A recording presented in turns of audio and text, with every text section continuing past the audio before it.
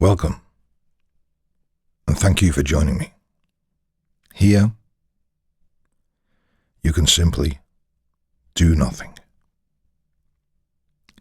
Just get comfortable and allow yourself to relax now. This story is called The Town at the Edge of the Day. At the edge of the valley, just beyond the last office buildings and factories, there is a town that only fully exists at dusk. During the day, it looks ordinary enough. Stone buildings, narrow streets, windows reflecting the sun. People pass through it without stopping, always on their way to somewhere else. But as the light begins to change, as shadows stretch and soften, the town seems to wake up. Not loudly, not suddenly. It simply becomes available. Lanterns glow in doorways. Windows warm from within. The air slows. And those who arrive here at the right time often don't remember choosing to stop. Most people arrive in the town still wearing their work selves. You can recognize them easily. Their shoulders are tight. Their eyes keep scanning, as if expecting to be needed at any moment. Their minds are full of unfinished conversations, numbers that don't belong to the evening, and problems that refuse to stay where they came from. They don't mean to bring these things with them. They've just been carrying them for so long that they no longer notice the weight. The town never rushes these people. It has seen them before. Every path into the town leads eventually to the same place. A long, gently curving street, paved with smooth stone, known by the locals as the Crossing Street. There are no signs explaining it, no markers, but everyone feels it when they step onto it. Sounds change first. Footsteps soften. Voices lower.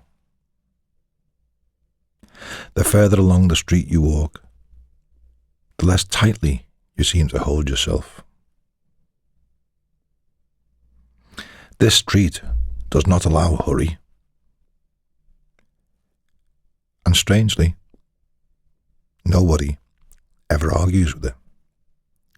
They simply just let go to it. Along the Crossing Street, there are wooden benches set at careful intervals. And on most evenings, a woman sits on one of them. No one remembers when she arrived in the town. Some say she's always been there. Others say she appears only when needed. She never asks questions. She simply nods when somebody sits nearby. And if you watch closely, you'll notice something unusual. People who sit near her often leave something behind when they stand up again. Not bags, not coats, something quieter. It might be a tone of voice that belonged to meetings and demands. It might be a tightness in the chest that came from being responsible all day. Or it might be the habit of listening for the next problem to solve. Nobody notices the moment it happens. They just realize, eventually, that they feel lighter. As if a layer slipped off without effort. The keeper never comments. She just watches as people continue on their way and just let go of those things. At the far end of the crossing street is a small open square. During the day, it's empty. But during the unnamed hour, it fills. Not with noise, but with warmth. Stalls appear that sell nothing useful. A man offers polished stones that fit perfectly in the palm. A woman pours cups of something warm that smells faintly of evening rain. There is music somewhere, but no one can quite locate it. People linger here longer than they intend to, because time behaves differently in the square.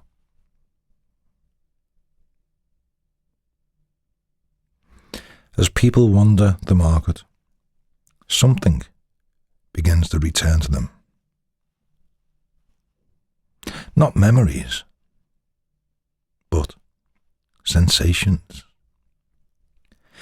Sensations of what it feels like to listen without planning a response. Of what it feels like to sit without checking the time. What it feels like to be present without needing to be productive. Children notice it fastest. They run freely here, laughing in a way that pulls adults back into themselves. And for a while, no one thinks about tomorrow. They simply forget about work. Beyond the market, there is a stone archway. No gate, no door, just an opening. Everyone passes through it eventually, often without realizing that it matters. But the moment you do, something shifts. On one side of the arch, you are defined by what you do.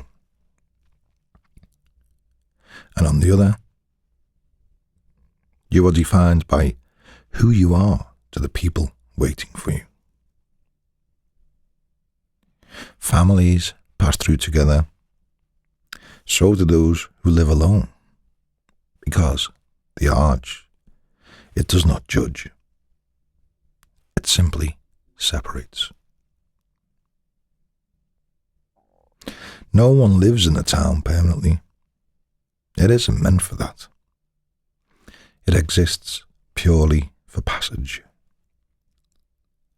For teaching people that transition matters. That you cannot move from one to another without crossing something. And the town holds that crossing gently. It's a place where you can just leave work behind you.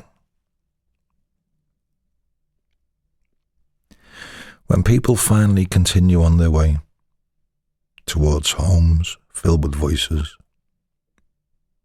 or quiet rooms lit softly, they move differently.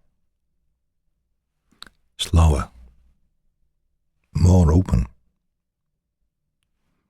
They notice faces and they hear laughter. They arrive not as workers, but as themselves. And those waiting for them can feel the difference immediately. Some people forget the town by morning. Others remember it only as a feeling. But almost everyone notices that evenings feel different afterward. That the weight of the day doesn't follow them as closely.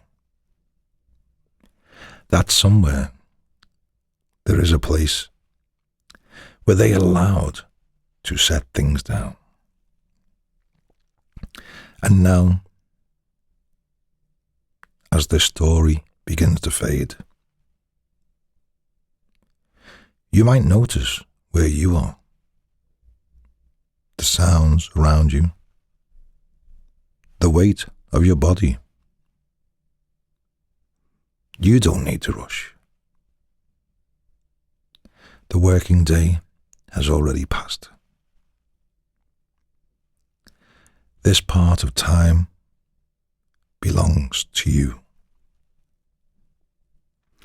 A time for you to just feel good.